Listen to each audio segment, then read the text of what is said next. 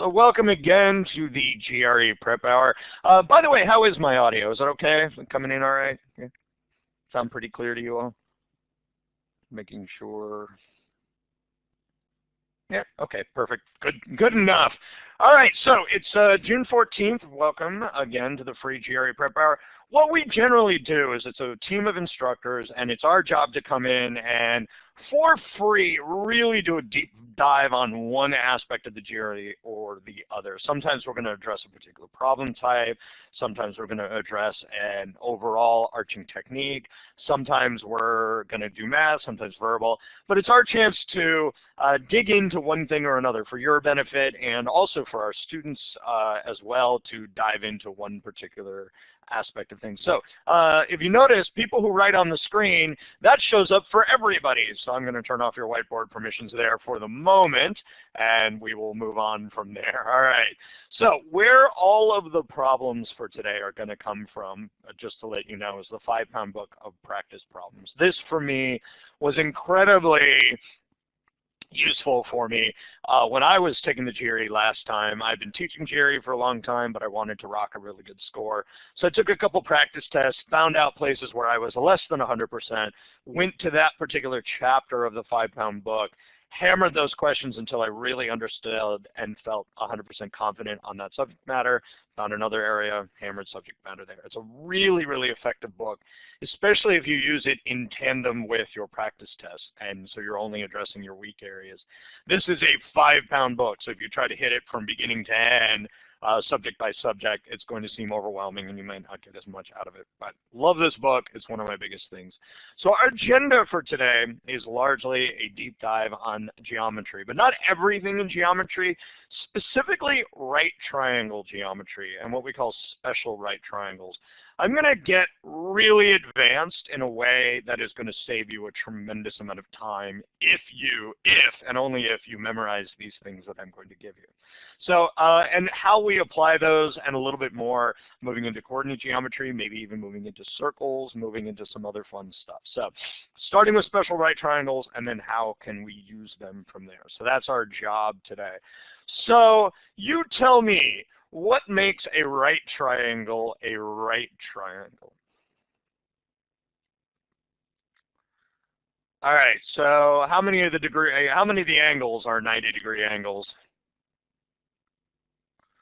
One of them. All right, so one angle is 90 degrees. What do the other two, what do we know about the other two angles? What are we absolutely sure of on the other two angles? Good. All right, so the sum is 90. So whatever x and y. Now, whether that I know that these two angles, x plus y, those equal 90 degrees. Why? How many degrees in a triangle overall? All right, so 180 minus 90, the other two add up to 90. So this could be 20, 70, 10, 90, 30, 60, 45, 45. All I know is these two add up to 90 degrees. Very good. All right, so we know there's one 90-degree angle. We know that the other two angles add up to 90 degrees. What else do we know about right triangles? Who's the main dude we talk to when we're faced with right triangles? The Pythagorean Theorem. All right. So what's the Pythagorean Theorem just in general? Oh, okay, so the hypotenuse, ooh, that's nice. All right, so that's going to be the longest side, also known as the hypotenuse. All right, so Emily's giving me a squared plus b squared equals c squared. All right, so let's chat about that and see what we got on a squared plus b squared equals c squared. We got a, we got b, and we have our hypotenuse, c. All right, so a squared plus b squared equals c squared. This is a weird question, but what does a refer to?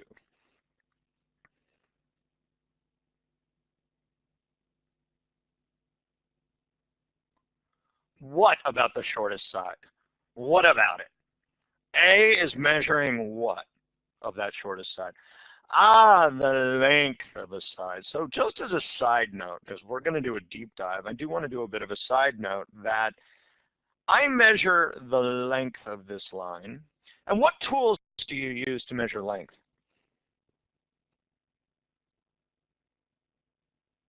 Like in Home Depot, you got to go measure the length of something. What tool do you use?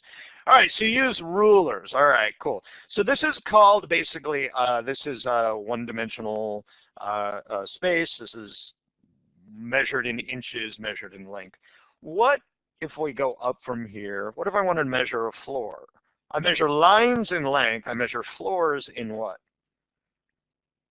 Like you go to Home Depot and I say, I need to paint my floor. They ask you, square feet, which is a representation of area. Okay, so we talk about the area. And I like that you're talking about square something. It may be square inches, it may be square feet, it may be square meters, it may be square miles, but it's squares. So what I picture when I'm picturing area is really how many little squares are we talking about there? All right, so area is in units squared, so square units, and that's what I picture when we're talking about area. What else do we have? All right, tell me about rooms and milk cartons. That's measured in what? Length, area, and volume. So volume is units what? Units cubed. All right. So we got volume. So what I want to picture at that point is with volume, I want to picture lots of little cubes. So if I'm talking cubic inches, think of the room you're in right now, and like how many ice cubes, how many little cubic inches would it take to fill your room? Hundreds or millions?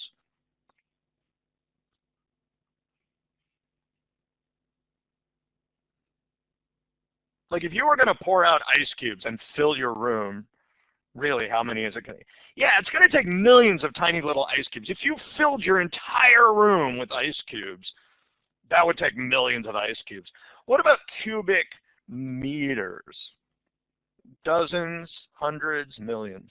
If you took like packing crates, big meter-sized packing crates and filled your room. Yeah, it depends. In a large room, like if you're in a big library or something, maybe hundreds. If you're in my tiny little office, it might take 1, 2, 3, 4, like 20 maybe, or 10 max. Okay. So picturing what you're dealing with, what else did we see? What were x and y's measured of in this form back here? Angles. All right, and angles are measured in degrees.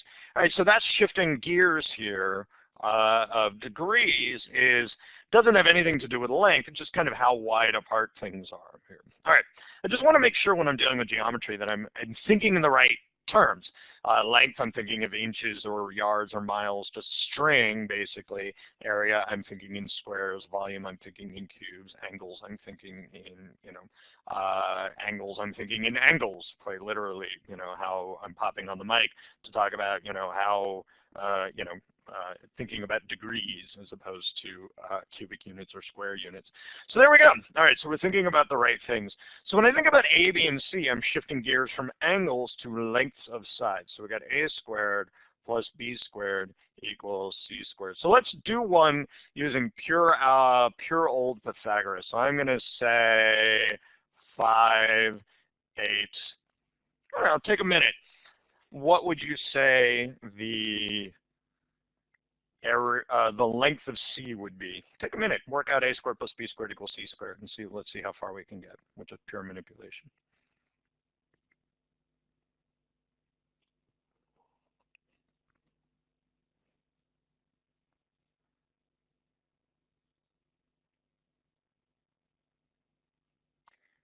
Yeah, okay, so it's coming out to something kind of funky. All right, so let's take a look at that.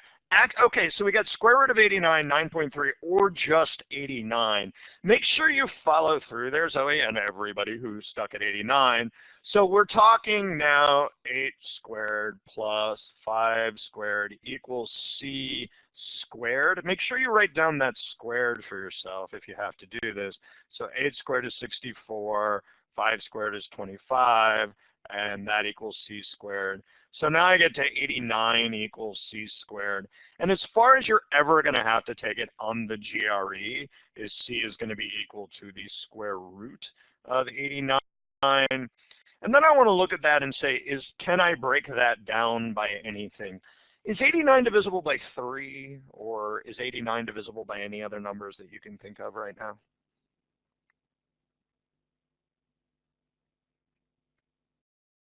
Oh, by the way, how do I check to see if a number is divisible by 3?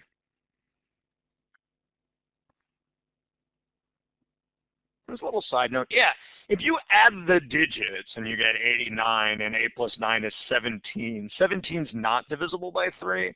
But tell me about 87. Is 87 divisible by 3? Yeah, all right. 8 plus 7 equals 15. So I can look at that 15 and go, okay, 1 plus 5 is 6.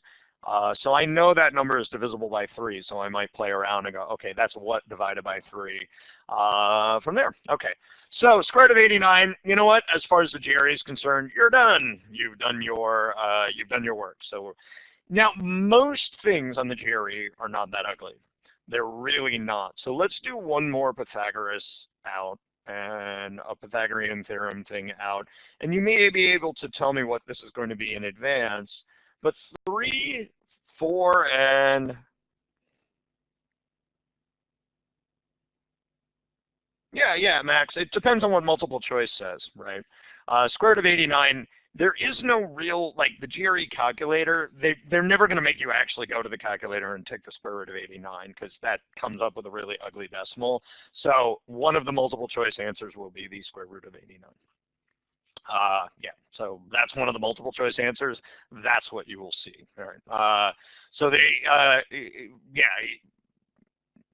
you probably won't have to take the square root of anything using your calculator. In fact, I'm not even sure the calculator lets you do that anyway.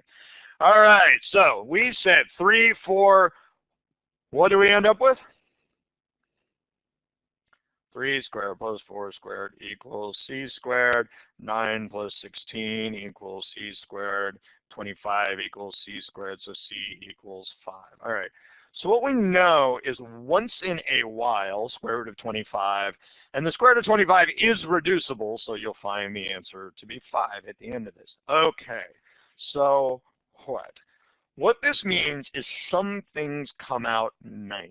Some things come out to whole numbers, 3, 4, 5, 5, 12, 13, 7, 24, 25, 8, 15, 17.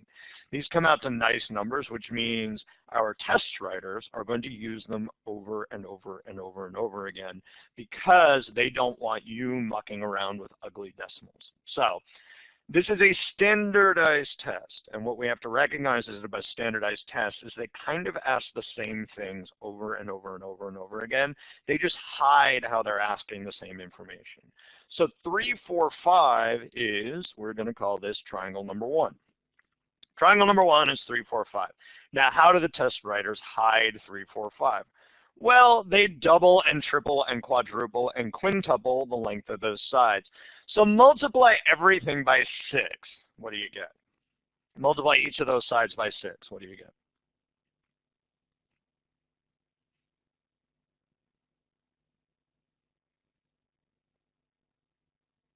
All right, 18, 24, and 30.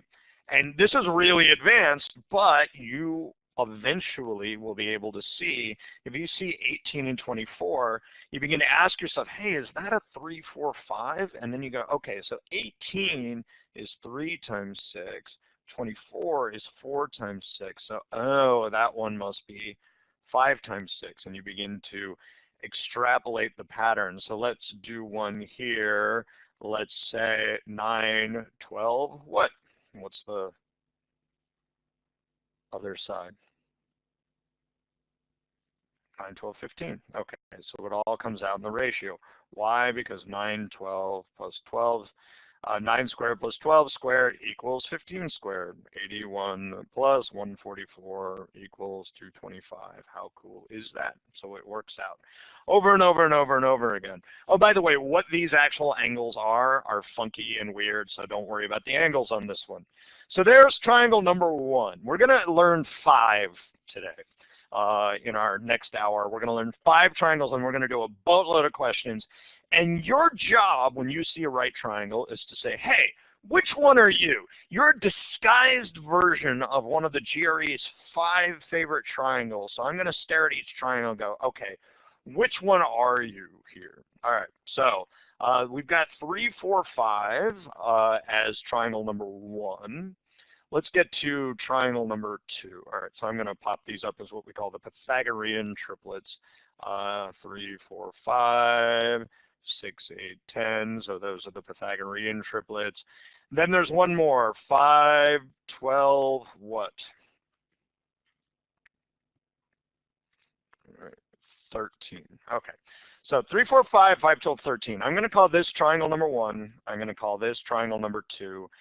These two I'm going to have take out of your necessary learning. 8, 15, 17, and 7, 24, 25 are Pythagorean triplets. You can write them down. You can memorize them. But I've been teaching GRE for 20 years, and I last saw an 8, 15, 17 triangle in 1996. All right, that was the last time I saw an 1815. Wait, that was more than 20 years ago. Yeah, so I've been teaching for 23 years. I've not seen I have not seen an 81517 or a 72425 triangle on the GRE in forever, and so the likelihood of it showing up is very, very slim. You can memorize those, but it's a waste of your time because there's really unlikely that these two will show up in the GRE. There you go. So triangle number 1, 3, 4, 5. Triangle number 2, 5, 12, 13. So give me a disguised version of a 5, 12, 13. Multiply everything by a random number. Give me a couple disguised versions of 5, 12, 13. Yeah, double them all. 10, 24, 26. Give me, multiply them all by 10. Yeah, 50, 120, 130. All right, so 50, 120, 130. Cool. All right. So those are the most common ones. Ooh, I like that one, Emily. Multiply everything by 5 and you get something 25, 60, 65. To be honest, I've seen mostly this, 5, 12, 13. So you knowing this have saved a little mental effort, a little actual squaring things, and a lot of time. You've saved both time and effort by just having memorized 2 things. So those are the nice Pythagorean ones. Now we're going to get into the ones that are exceedingly common that can put you on a higher end of the bell curve. So let's take a look at the next one. We're going to call the next one 45, 45, 90. We are also going to call the next one an isosceles right triangle. But I want to, the reason I have a bunch of squares on the screen is this is where our test writers hide these the most. All right, so let's look at one of these and let's highlight what makes this a right triangle. Well, let's take a look at that, and then we got this hypotenuse over here. So there's a right triangle. What makes this triangle isosceles? What makes an isosceles triangle an isosceles triangle? The 2 sides are of equal length. All right, so that's the same and that's the same. Okay, so let's play around with an example of one. Let's say 3 and 3. And just for exercise, we're going to do Pythagoras. 3 squared plus 3 squared equals c squared. 9 plus 9 equals c squared. C squared equals 18. C equals square root of 18. Varsha, you should be, do you see triangles on the screen right now? You shouldn't see my face talking. Okay, the problem is you're logged in with, you may want to log out and you're logged in with the tablet and those don't work very well with, try to log in with all right, so you're logged in with a tablet and that doesn't work very well with Blackboard. So the idea is maybe log out, log back in, and or come in with a laptop. Sorry about that. It's tablets are not the best thing to use for what we got here. So, but see what you can do. Follow along as best you can, and the recording is always available in a couple of days. So there you go. All right. So square root of 18. Is the square root of 18 something I can break down, by the way?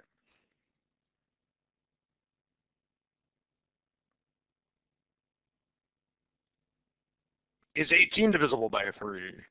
Yeah, all right, cool. It is. 18 is divisible by 3, so I know 18 is 3 times 6. And I know 3 times 6 is 3 times 3 times 2. And we have a nice little exponent rule of, I call this the socks in a dryer rule. A square root is like a dryer, and if you've got 2 socks, you can pair them up and pull them out of the dryer. All right. So if I've got 2 3s inside the dryer, that's 1 3 on the outside of the dryer, and then I've got the 2 left over, and so that becomes 3 root 2. This is why I'm calling this special right triangles and more. Of your ability to break down roots like this here becomes one of the little skills you have to do on the GRE. So let's do one more for the fun of it that I think we may do later anyway, so let's keep an eye out for it. Let's go to the square root of 75. What is another way of writing 75?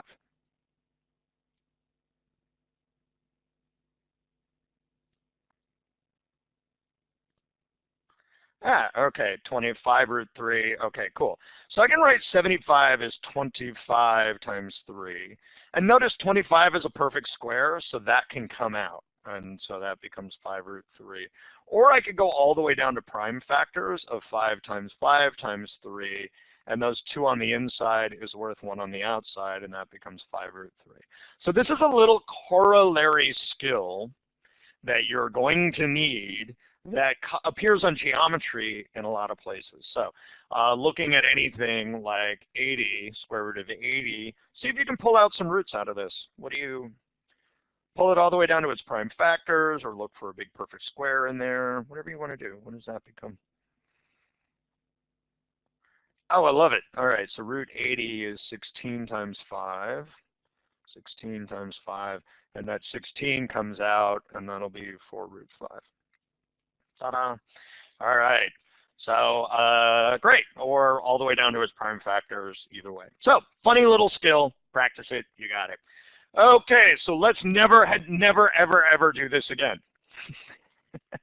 This pattern on 45, 45, 90 right triangles is always the pattern.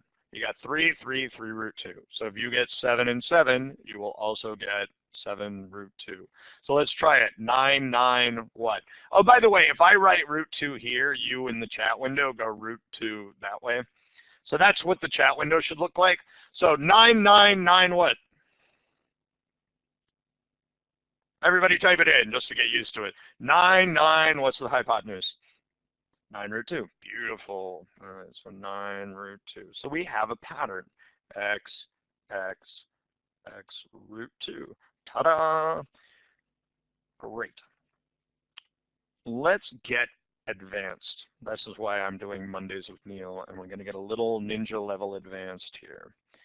We've learned so far, I'm going to put one of these up here. Oops, sorry, I don't want a square. I don't want a circle, I want a square. We have learned that the pattern is X, X, X root 2. At the higher scoring levels, which is what we all aspire to be, sometimes these GRE test writers put a whole number here instead of a root 2 here. Help me work that out. If that's 8, what are these sides going to be?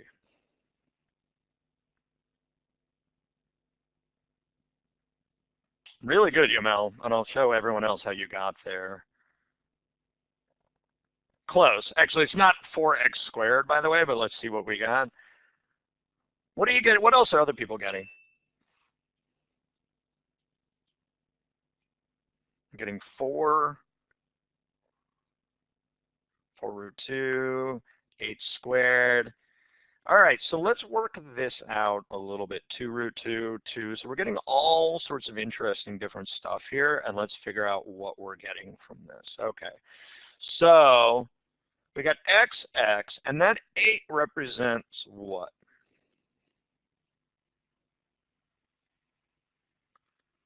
So that 8 represents x times the square root of 2. Wonderful. So what do we do to solve that for x?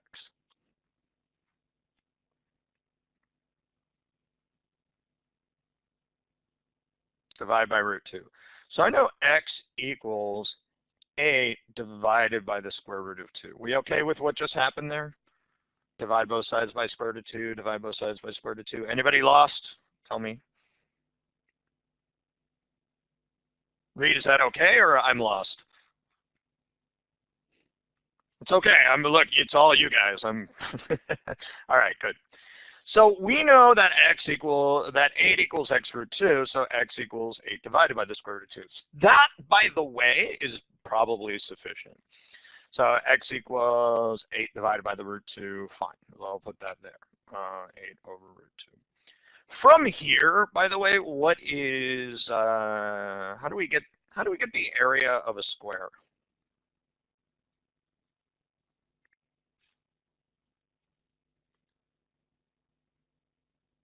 Length times width, or length times length, okay. Oh, Odelia, you're getting there. I just want to get the area of a square. How do you get the area of a square? If you have a side, how do you get the area of a square? Length times width, so you take the side and do what? 2 times the side? Ah, okay. So make sure, a couple of you said 2 times the side. Make sure you go side times side and you never confuse multiplication with exponents. So side times side is going to be the side squared. So we've already said that the side is 8 divided by root 2. So let's square that and see what happens. What is 8 squared?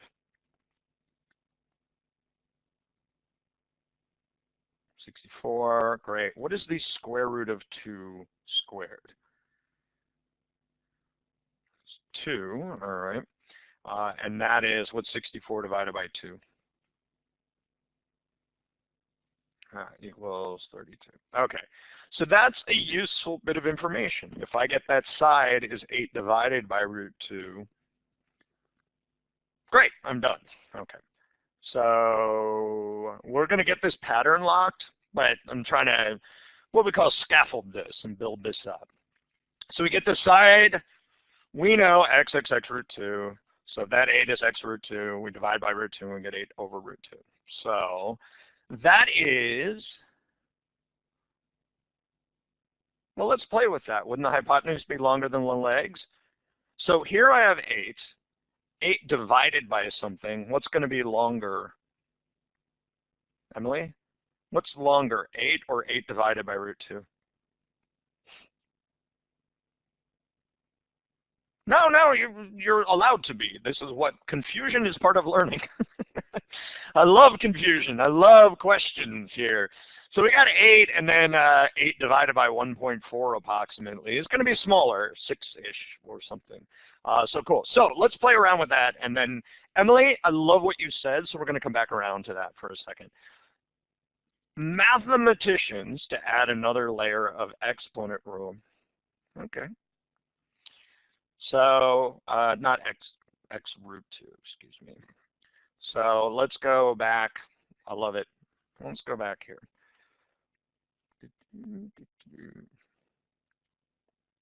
And we'll go back. I miswrote something, so I want to make sure. We know the pattern is x root 2. Give me a Y if you understand x root 2 and if you can follow that. Everyone? This is the advanced level stuff, and this is why we're doing Mondays with, you know, or what we call free GRE prep hour. Here we go, x root 2, good. If our test writers tell us that is 8, and we get x root 2 equals 8, what do we do to solve for x? One more time.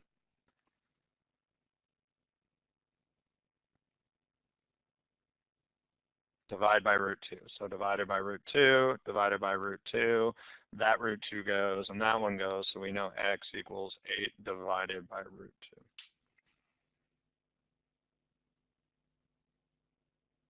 2. Good? Nikita? Okay. All right, cool. So there we go. Now, let's go up one level. Let's go from 165 to 168 level, shall we? 8 over root 2 is not an acceptable answer on the GRE.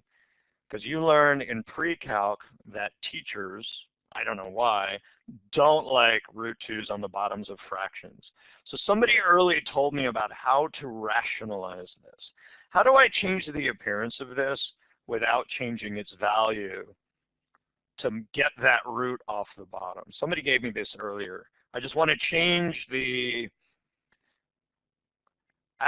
all right, well, let's talk about squaring. I said we need to change the appearance, but not its value. So what happens if I take 1/2 and I square it? What does that become? That becomes 1/4. Is that the same thing? Is 1/4 the same as a half? No, so squaring it doesn't work. Squaring it changes the value. So there we go, Kristen, there we go. All right, so if I multiply by root 2 over root 2, what am I really multiplying it by? Okay. What happens when you square something by 1? I'm sorry, what happens when you multiply something by 1? It doesn't change the value. All right, cool. So we are changing the appearance, but not the value. How do you do that? You multiply everything by? How do you change the appearance, but not the value? Multiply it by 1. All right, cool.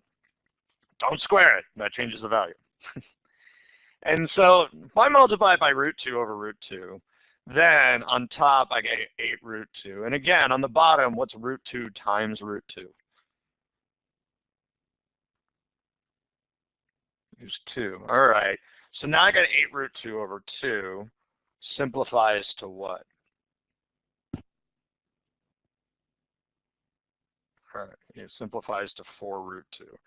So another version of 8 over root 2 is 4 root 2, which a couple of you gave me, and I'm really impressed with. But notice some people were able to get that super quick. Let's all become the people who get that super quick. This took like the last 20 minutes. That's cool. But that sucks if you have to do that on test day. So let's play around with what do we know and what's ultimately happening here. Because I want to be able to get this. Using this, I need to be able to get this, this, and the final area using some sort of template and not a lot of mental effort and not a lot of brain power. All right, so let's figure out a pattern based on what we just did there so that we can learn a pattern and apply it and then save boatloads of time if we should ever run across one of these questions. We're going to call this diagonal D, as if this is as if right now this is an integer. So you see an integer on the hypotenuse of a square or of a 45, 45, 90 right triangle. So you see that integer here. This version that I'm pointing out right now, the side would be what? What would you do to D here? Ooh, see what Josephine said? Everyone look what Josephine said. 8 over root 2. And Emily's getting there as well. So we can write that side as D over root 2, or ultimately, after rationalizing it, D root 2 over 2. Half the diagonal times root 2. All right, so jot those down. I'll take a minute and give me a yes when you have that written. D over root 2, or D root 2 over 2.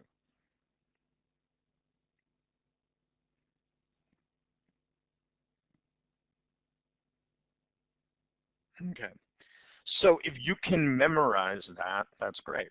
And the area, by the way, when we took this and squared it, what you end up with is D squared over 2. And by the way, that's the area of the square. So jot those bits down here. The area is D squared over 2. The diagonal is D. The side is either D over root 2 or D root 2 over 2. And by the way, I didn't need to explain that. I could have just started with that, and you just memorize these things, and you'll be 20 times faster than people who actually understand it. Ready to do some examples? Could I just square root the hypotenuse and get the value of x? No, you cannot. Nope. Nope, that doesn't work.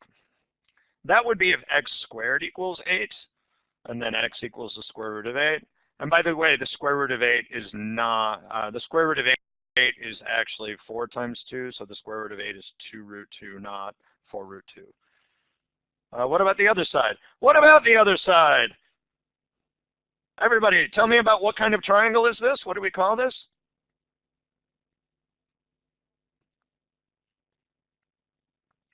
It's the same. It's 45, 45, 90. It's isosceles. So that is also d root 2 over 2. All right. Okay. Cool. There was another question about what happens to the denominator. I'm not sure I understand that question.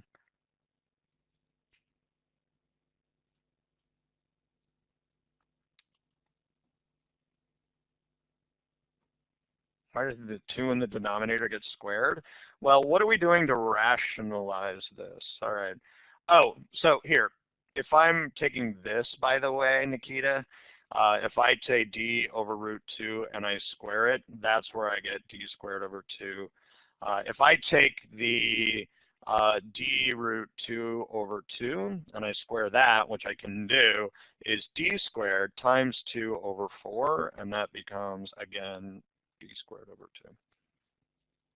So either way I do it, I'm going to get d squared over 2. So if we have this memorized, let me just model this, and then we can do this a bunch of times. If that's 6, I know each of these sides is half of that times root 2. 3 root 2, 3 root 2. I also know the area is that diagonal squared over 2. So 6 squared is 36 over 2 is 18. So I just did a 20-minute problem in 20 seconds. Cool? Let's try it again. If those are 10, what are each of the sides?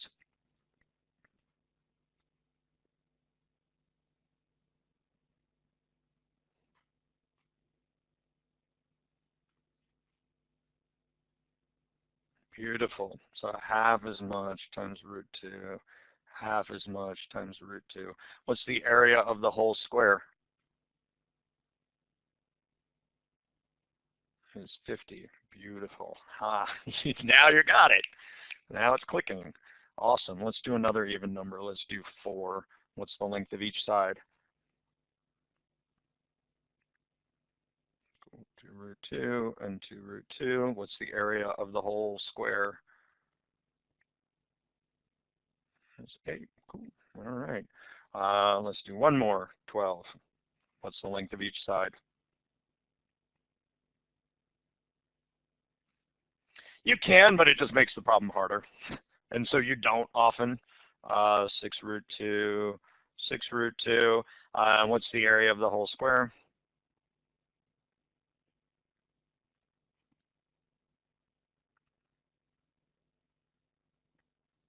Is 72. Great. So somebody said odd number on the hypotenuse. You can, but you probably won't. I have maybe seen that, and that becomes 7 root 2 over 2, and that's the answer you've got. So Alex, that's fine. But what you'll see is the answer on that would be they ask you what's the length of the side, and you'll see 7 root 2 over 2. And the area would actually be, let me get that to a proper pencil here. So the area of that whole thing would be 49 halves, and probably they usually leave it in fraction form if you'd see it that advanced on the GRE. So yeah, it's all just variations on a theme, and if you see something new, cope with it. How do we get to 72? All right, so what's the formula for that I gave you for area of a square based on the diagonal?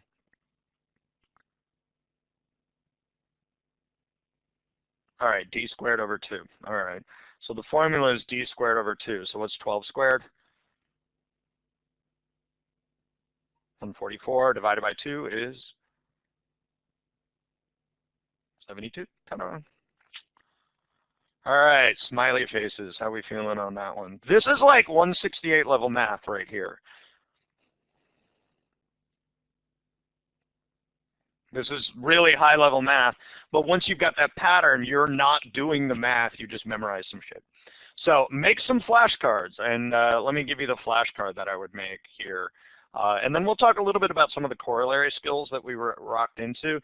So the diagonal is always the side times the square root of 2. We learned that. The side, if you're only given the diagonal, can either be the diagonal over the square root of 2 or d times the square root of 2 over 2, which is the same thing. So you just get that in a flashcard. You put this on the front of a flashcard and side root 2, d over root 2, d root 2 over 2 on the back. Also, I would put the area we know is the side squared. Also, we learned the formula is the area is d squared over 2. And you got it now, but you won't got it tomorrow unless you take a screenshot, make a flashcard, write this down, and find a way to quiz yourself on this every day. Asha, you go to the free GRE Prep Hour webpage, and it takes a couple weeks for the recordings to come up, and they'll come up eventually. Well, there you go. Take a screenshot of this right now before I move on. Deep breath, moving on. What do we call this triangle?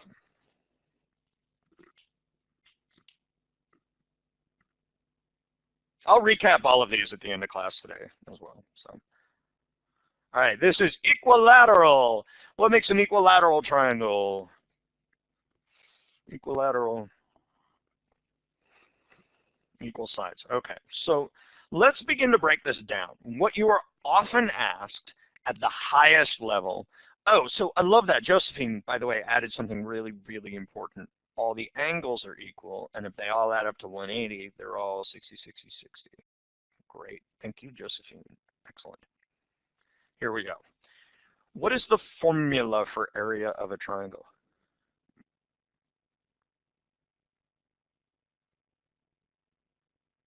All right, 1/2 base times height. So let's write 1/2 times the base times the height, or base times height over 2. Either way you hit it, I'm cool either way. So 1/2 base times height. So what do I already know as far as the area of this? What am I pretty clear on?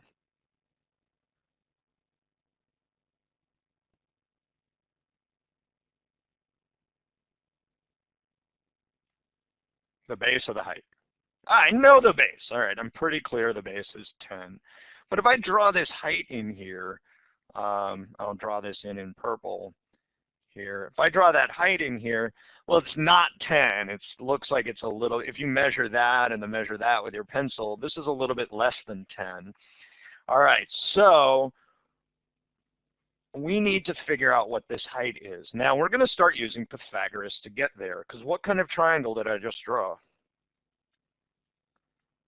Ooh, I just drew a right triangle over here. Great.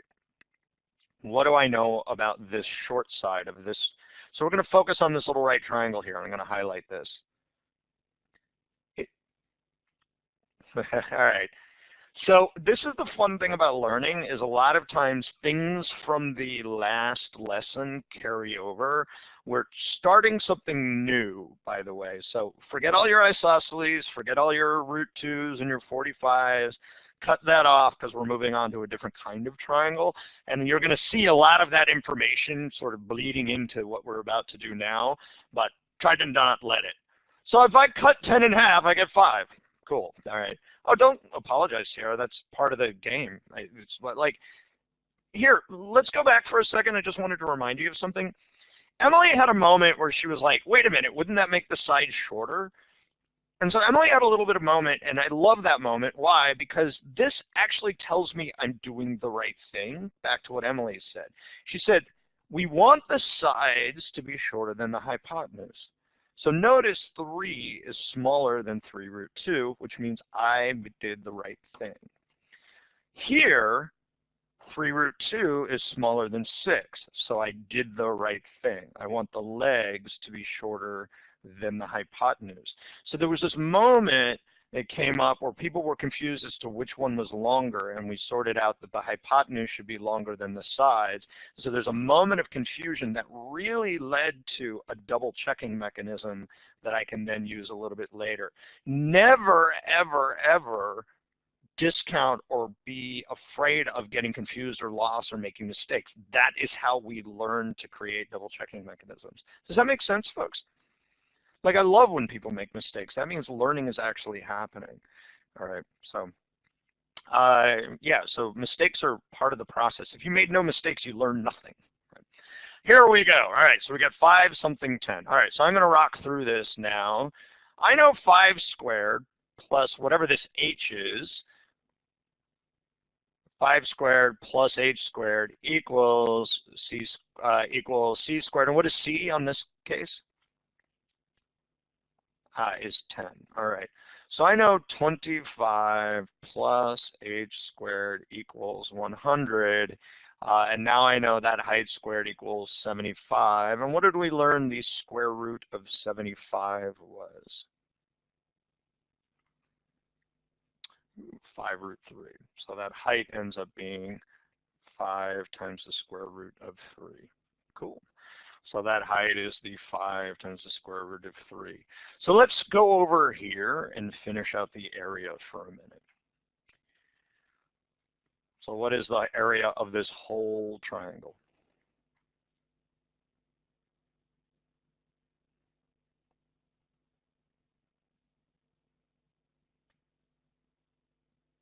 Ah, 25 root 3. So half of 10, or 50 root 3 divided by 2 is 25 square root of 3. Yay. All right. So let's isolate this and play with this pattern and see if we can't learn something from it.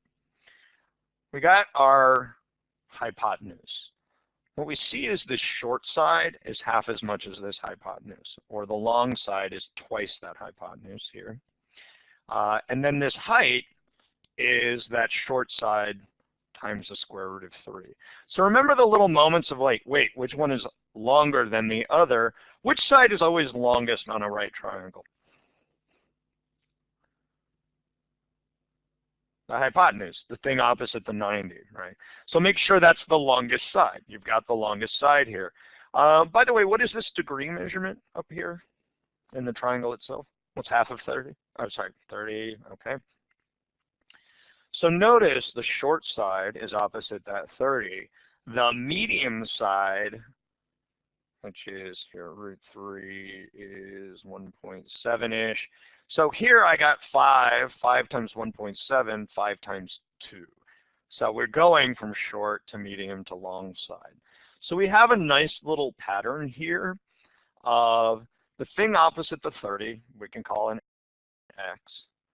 The thing opposite the 60, we can call x root 3, because that's kind of medium. And the thing opposite the 90, we can call 2x. And we have what we call a classic 30, 60, 90 right triangle. Is that right triangle isosceles?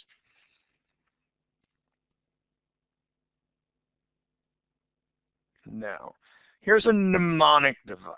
It's just a memorization tools. How many different lengths do I have here? 3. And we end up with a root 3. How many different lengths do we have back here? I got 2. How many? And we end up with a root 2. So 2 different lengths gives me root 2. 3 different lengths gives me root 3. Is that helpful as a mnemonic? All right, cool. Yeah, all right. So 2 different lengths, root 2. 3 different lengths, root 3. Now, by the way, we can take this pattern and just rock it out, much like we did before, as far as getting the areas of triangles. So if I say I have an equilateral triangle that's 8, 8, 8, well, here's what I'm going to do. I'm going to drop the height in here, and I'm going to say, okay, half of that height is 4. Sorry, half of that base is 4. So what's the height going to be? Cool, 4 root 3. Nice. So here's a question. I want you to listen to the question I'm asking. What is the area of the whole equilateral triangle? See, Kane, that's, that's what I mean about making mistakes, and correcting them helps you in future things. So 4√3, love it. So what's the area of the whole equilateral triangle?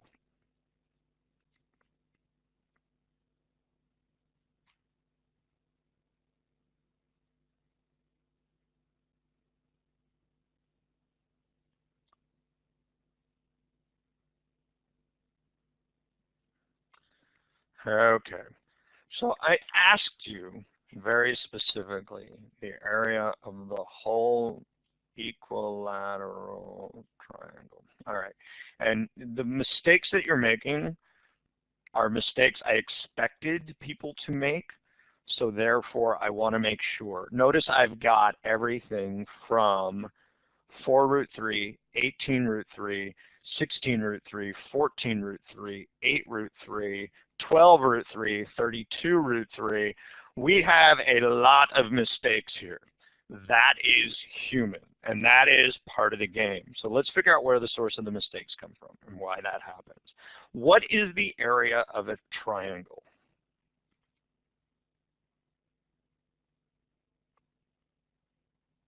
All right, so we got 1/2 base times height. What is the base of the whole effing triangle? Okay, so 1/2 times 8. This is the source of a majority of your mistakes right there.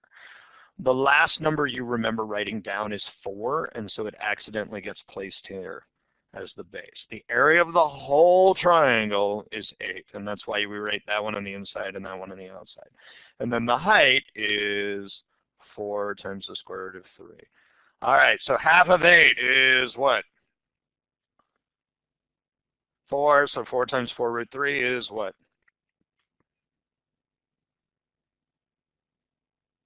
16√3. All right. It's just the nature of memory. It's just the nature of test taking. It's just the nature of anything that these mistakes happen. So there's nothing wrong with making those mistakes except for on test day. You can make 1,000 mistakes until the day of the test. So all I'm trying to say is, okay, half of that base times the height. Some of you forgot a half. Some of you did a half of this and a half of that. Some of you did a half of this and then that to get the 8√3. So lots of mistakes, but it's okay. So write the formula down, get the right base in there, and you should be okay. So killer, I love it. 666. Find me the area.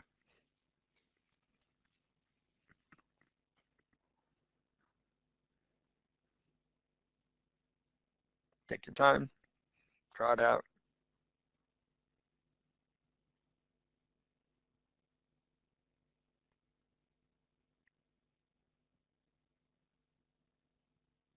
Kane, write it down and then check your math again. Same thing with Kristen. There we go. All right. So make sure you write it down. Your head sucks. Look, your brain can't do math. Your pencil knows more math than you do. All right. Your pencil knows math. You don't know math. And this is just you. This is my life. I don't know math. My pencil knows math. A half times base times height. So a half times 6 times that height is 3√3. All right. 3√3. So a half of 6 is 3, and 3 times 3 is 9√3, and we're done. All right, let's do another one. 12, 12, and 12. Give me the area.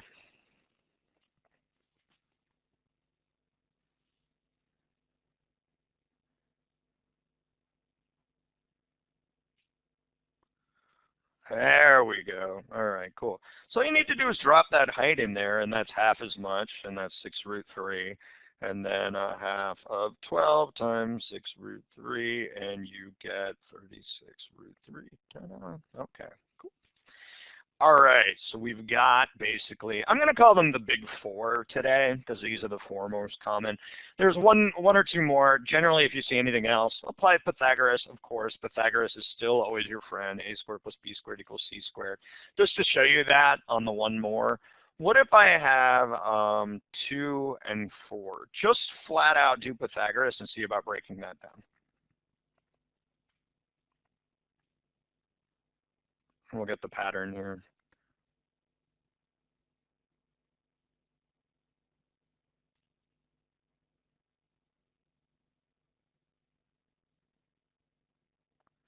Yeah, okay, so we get root 20. Let's break that down. 2 squared plus 4 squared equals c squared. So 4 plus 16 equals c squared. So 20 equals c squared. So the square root of 20. All right, so the square root of 20, 2 root 10, we can even pull it even further, because 20 is 4 times 5. And so I know that can be 2 root 5. So cool. So we get 2 root 5. So this is a pattern that shows up a little bit more often than you'd expect, x, 2x, x root 5, as opposed to x, 2x on the hypotenuse, and x root 3 down here. So this was triangle number 4. This is triangle number 5. All right. They have a lot of similarities, but what do we want to remember about the hypotenuse?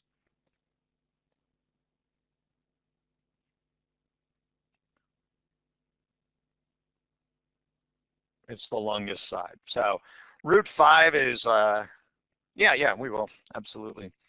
All right, so so let's do the big 5 right now. So these are a lot of fun, and then we'll do one quick wrap up at the end of this. So triangle number 1, what was triangle number 1? What's the real basic, most easy right triangle in the world? Comes out real pretty. Yeah, 3, 4, 5. Okay, so triangle number 1 is your classic 3, 4, 5, and the 5 is on the hypotenuse. And you begin to recognize them by shape as much as anything. All right, triangle number 2 was slightly more difficult than 3, 4, 5, but not that much more. Super easy to memorize. Okay, I'm going to say 6, 8, 10 is a variety of 3, 4, 5. So 3, 4, 5, 6, 8, 10 is a 3, 4, 5. There we go, honey. All right, excellent. So 5, 12, 13. All right. Triangle number 3 is the one that hides out in squares. So what do we know about that one?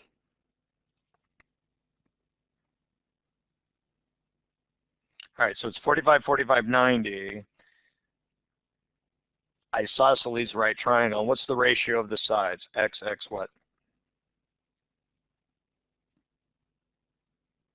X root 2.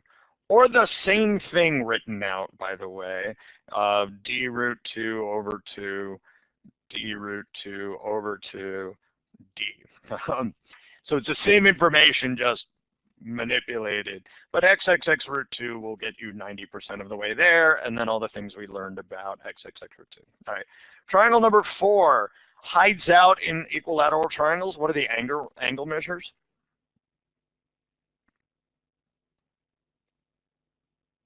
All right, 60, 60, 60. So the right triangle we're talking about, cool, is called the 30, 60, 90 right triangle. And the ratio of those sides is what?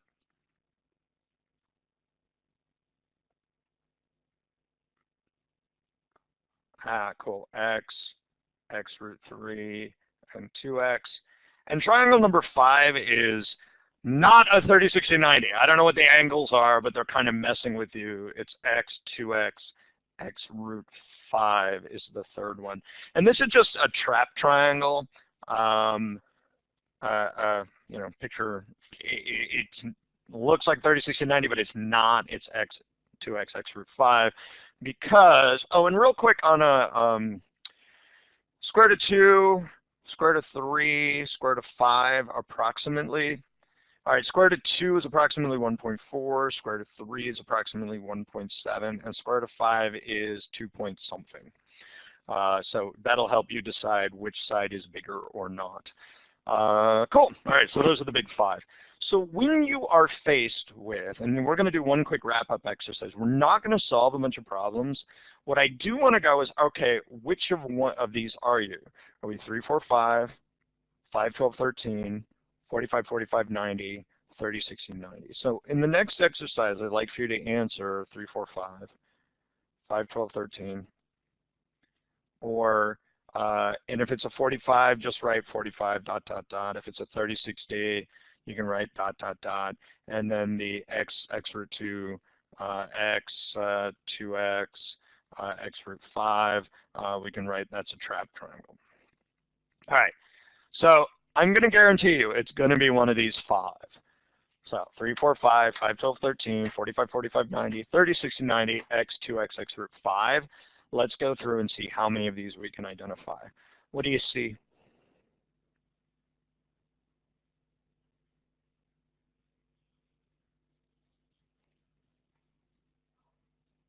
I see a 3, 4, 5 over here, so I see a 6, 8, 10. Beautiful. Next. All right, what do I see?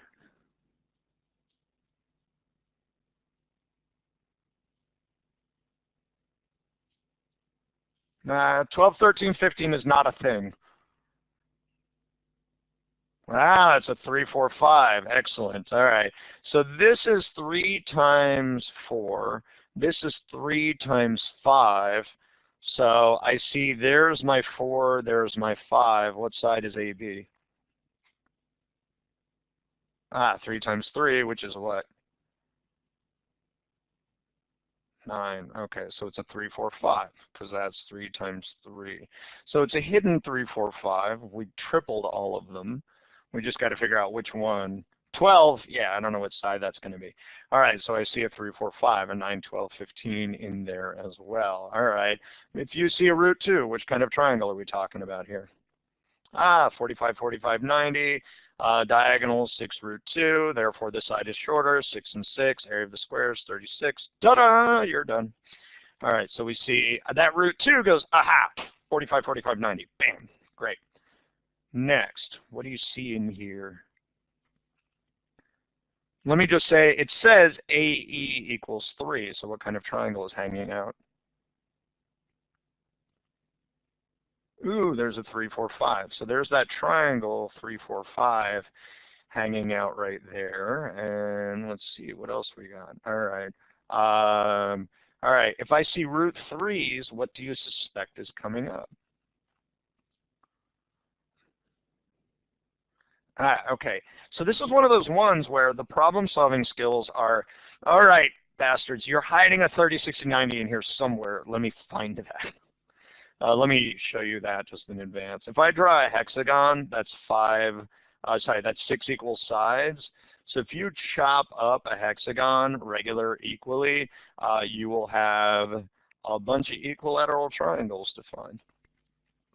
So there's your 30, 60, 90 hiding out in 6 equilateral triangles in a hexagon, and then you can figure out the area from there and do that.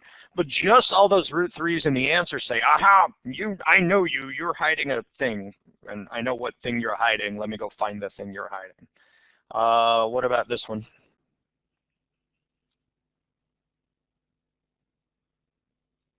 5, 12, 13, and so on and so forth. Excellent. All right.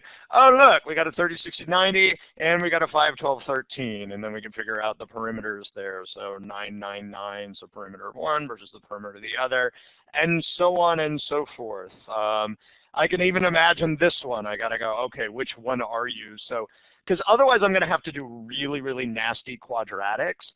But if this is coming out to be a nice number, I've got to figure out, okay, which one are you? And the best way to do that might be to plug in various things for this. So let's try 10 here. So 10 plus x plus 2 equals 10, x equals 8, 9. Nope, that's not a thing. All right, and you keep playing with this until you go. All right, but which one are you? Which one is this? With the root 3s and the 30s, what are you looking for? 30, 60, 90, great. Which one are you looking for? 45, 45, 90. And if you get those memorized, you're good. All right, that's our show for today. If you want to find out more, manhattanprep.com /GRE/classes. We always have classes coming up. We always have free Mondays. Check out YouTube. I got a bunch of old things. For me, the old ones were used to be called Mondays with Neil in particular. So there's a bunch of old videos called Mondays with Neil as well if you want to find those on YouTube. Otherwise, these will show up periodically if you go back to the page that you used to sign this up. Have a lovely day. Have fun. But hopefully this also translates, by the way, into how you learn a thing, right? You take an hour to learn how to extract the area of an equilateral triangle, then you try to extrapolate a pattern out of it in some way or another. So whatever it is you do learn, try to do that 19 times until you can take something that took you 10 minutes to take you 20 seconds just by learning a pattern. And that's 90% of the game of prepping for the GRE. So there you go. Have a lovely day. I'm going to stop the recording. Let me know if you got any more questions, and I will talk to you hopefully the next free Mondays. All right. Thanks for your compliments, folks. Have a great day.